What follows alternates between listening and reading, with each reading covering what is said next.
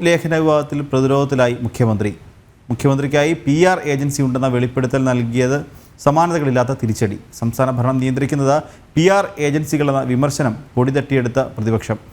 എങ്ങനെ പ്രതിരോധിക്കണമെന്ന് അറിയാതെ വെട്ടിലായി നിൽക്കുകയാണ് CPM. രാഷ്ട്രീയ നേട്ടം ലഭിക്കുമെന്ന് കരുതി കൂടിയാണ് PR ഏജൻസി വഴി മലപ്പുറം സ്വർണ്ണക്കടത്ത് പരാമർശം ദ ഹിന്ദുവിലെ മുഖ്യമന്ത്രിയുടെ അഭിമുഖത്തിൽ കുത്തിക്കയറ്റിയത്. ലോക്സഭാ തെരഞ്ഞെടുപ്പിന് ശേഷമുള്ള പുതിയ രാഷ്ട്രീയ അടവ് നയത്തിന്റെ ഭാഗമായി ബുദ്ധിപരമായ നീക്കമെന്നായിരുന്നു കണക്കുകൂട്ടൽ.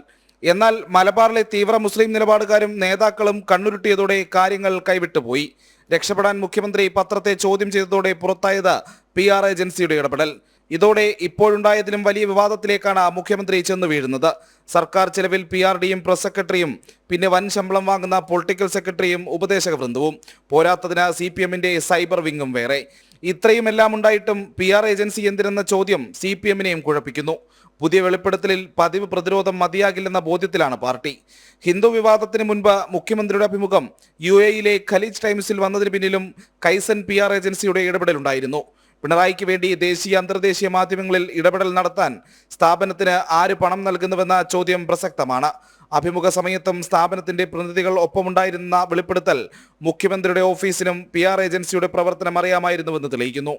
മലപ്പുറം പരാമർശം അഭിമുഖത്തിൽ ഉൾപ്പെടുത്താൻ മുഖ്യമന്ത്രിയുടെ ഓഫീസ് തീരുമാനിച്ചിരുന്നുവെന്നും വ്യക്തം.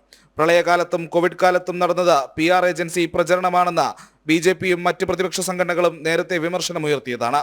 ഇതെല്ലാം സാധൂകരിക്കുന്നതാണ് ഹിന്ദു ദിനപത്രം നടത്തിയ വെളിപ്പെടുത്തൽ. അതിനാൽ പഴയ വിമർശനങ്ങളും ഏജൻസിയുടെ സേവനങ്ങൾക്ക് എങ്ങനെ പ്രതിഫലം നൽകിയെന്നുമുള്ള ചോദ്യങ്ങളും വരും ദിവസങ്ങളിൽ സജീവമാകും. പ്രജിത് മോഹനൻ, ജനം, തിരുവനന്തപുരം.